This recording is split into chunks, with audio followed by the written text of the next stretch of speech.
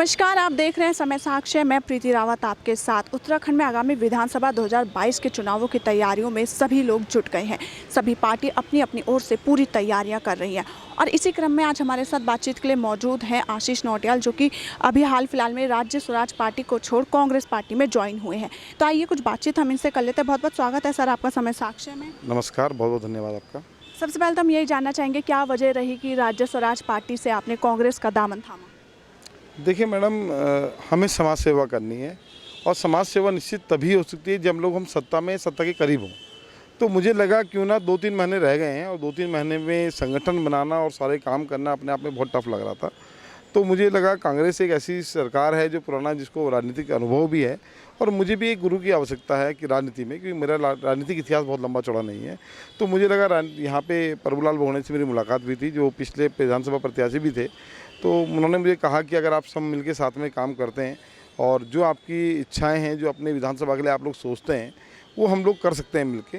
तो इसलिए मैं कांग्रेस में ज्वाइन किया। और कांग्रेस का देखिए भविष्य तो देखो, यहाँ पे आप देखने की, हमने यूकेडी भी देखी है, राज्य स्वराज पार्टी भी देखी है, लेकिन भविष्य कहीं ना कहीं पे देखा है तो राष्ट्रीय पार्टियों का नज़र आता है, क्योंकि उनके पास एक मजबूत संगठन होता है। तो इसलिए मैंने राज्य स्वराज पार्टी, कांग्रेस में ज्वाइन किया मैंने। बात करें पहले की, तो राज्य स्वराज में पार्टी में रहते हुए आपका कहना था कि जो उत्तराखंड राज्य है इसमें कई बार जो है कांग्रेस बीजेपी का ही बोला बाला रहा है, ऐसे में उनकी तरफ से कोई विकास कार्य नहीं हुए। तो अब कांग्रेस, देखिए ऐसा नहीं है, मैं कभी भी किसी पार्टी की बुराई नहीं करता। हाँ, कैंडिडेट के लिए ज़रूर मैं गलत बोल सकता हूँ कि इस कैंडिडेट ने काम नहीं किया, क्योंकि पार्टी एक निर्जीव है। पार्टी के निर्जीव चीज़ क्या करेगी? जो उसके आदमी होते हैं, जो उसमें चुनाव लड़ते हैं, कैंडिडेट होते हैं, क्योंकि कैंडिडेट तो चुनाव जीतता है, पार्टी थोड़ी जीतती है, कैंडिडेट जीतता है चुनाव। तो मुझे लगा कि कहीं ना कहीं देखो, अब आप खुद देख रहे हैं 2 से 3 महीना रह गया। जब तक संगठन मजबूत नहीं कर पाएंगे तब तक हम काम कैसे करेंगे? और बूथ स्तर तक संगठन मजबूत चाहिए, और वो संगठन मजबूत बीजेपी और कांग्रेस के ही पास है। क्योंकि देखिए, एक सिर्फ मुझे नेता कहलाने का शौक नहीं है कि लोग मुझे नेता माने। नेता तब है जब किसी के दुख सुख में काम आ सकें, और शासन प्रशासन के द्वारा कई मददें ऐसी होती हैं जो हम लोग बोल के करा सकते हैं। और जब से मैं कांग्रेस में आया हूँ, मैंने देखा है कि कई लोगों के काम जो नहीं हो रहे थे, कोई हमारी बात नहीं सुनता था, आज बात सुनने लगा है। आज हमारी बात में वजन आ गया है कि लोग सुनते हैं कि ठीक है कि पार्टी से हैं और ठीक ठाक पार्टी से हैं, तो और कोई गलत काम तो हमें कराने नहीं है। हमें सिर्फ यही तो चाहिए, किसी की बिजली की समस्या, किसी की पानी की समस्या, कहीं पे आरटीओ की, डीएसओ की, मतलब यही समस्याएं होती हैं। इसके लिए हम लोग काम कर रहे हैं और आज मेरे जो समर्थक हैं वो खुश हैं कि उनका काम हो रहा है। मेरी महत्वाकांक्षा सिर्फ विधायक बनने की नहीं है, मेरी महत्वाकांक्षा राज्य हित की है, अपने क्षेत्र के गरीब जनता का हित करने की है, और मैं वो कर रहा हूँ और वो करता रहूँगा। आगामी चुनावों का समय काफ़ी कम है, ऐसे में काम कहीं ना कहीं बहुत ज़्यादा है। क्या लगता है इतने कम समय में क्या कुछ हो पाएगा? देखिए, ये सब तब था जब हम नई पार्टी में थे कि काम की पार्टी में संगठन कैसे बन पाएगा, क्या होगा। आज बड़ी पार्टियों में संगठन ऑलरेडी बना हुआ होता है। हाँ ठीक है, एक अपनी विचारधारा को, जो पर्सनली हमारी विचारधाराएं हैं, उसको हम जनता तक कैसे पहुंचाएं कि जब हम विधानसभा में आएंगे तो हम क्या करेंगे। जैसे अभी मैं पीछे एक डिबेट में कहीं था, तो वहाँ बात हो रही थी कि पुराने जो हमारे इस समय प्रेजेंट विधायक हैं, तो मैंने ऐसे ही पूछ लिया, मैंने कहा विधायक जी फिर दोबारा विधायक क्यों बनना चाहते हैं? 2 और विधायक थे, तीसरी बार क्यों बनना चाहते हैं? तो उनका एक समर्थक चिल्लाया पीछे से कि वो मंत्री बनना चाहते हैं। ये कोई महत्वाकांक्षा नहीं होती। या कोई विज़न होना चाहिए, आपका विज़न क्या है, अपने क्षेत्रवासियों के लिए विज़न क्या है, और वो विज़न जो हमारे पास है वो ठीक है। देखिए, ये तो राजनीति है, किसको मौका मिलेगा, क्या मिलेगा, लेकिन हाँ, मुझे बहुगुणा जी एक अच्छे आदमी लगे, तो मुझे लगा उनके साथ मिलकर काम करना चाहिए। और मुझे ज्ञान की भी आवश्यकता है, जो मैं ज्ञान ले रहा हूँ उससे, और क्षेत्र में काम कर रहे हैं उनके मार्फत भी। पुराने आदमी हैं, ब्लॉक प्रमुख में नॉलेज है, किस डिपार्टमेंट से क्या बोलना चाहिए, क्या बात होनी चाहिए, तो हम लोग काम लोगों को करा रहे हैं। प्रभुलाल बहुगुणा जो है रायपुर से अपनी तैयारी कर रहे हैं, लेकिन वहीं बीजेपी के जो विधायक हैं उमेश शर्मा काऊ, वो भी एक चुनौती माना जा सकता है। उनको कई बार विधायक वो रह चुके हैं वहाँ से। कैसे देखते हैं आप इस चुनौती को? देखिए, मुझे नहीं लगता अब वो कोई बहुत बड़ी चुनौती रह गए हैं, क्योंकि देखिए बीजेपी के अंदर आप देख रहे हैं उनके खिलाफ किस तरह षड्यंत्र हो रहे हैं। तो बीजेपी के लोगों ने वोट देंगे नहीं। कांग्रेस में से वो जा चुके हैं, कांग्रेस में भी उनके खिलाफ कोई ऐसा तो है नहीं कि लोग कांग्रेस वाले उनको वोट देंगे, वो भी नहीं देंगे, तो उन्हें वोट देगा कौन? ठीक है, उनकी एक अपनी सोचना है कि मैं बहुत बढ़िया कर रहा हूँ का, और वो तो जनता बताएगी। 2022 चुनाव होंगे, पता लग जाएगा किसको कितने वोट पड़ते हैं। काम किया होगा तो ज़रूर जीतेंगे, और नहीं किया होगा तो नहीं जीतेंगे।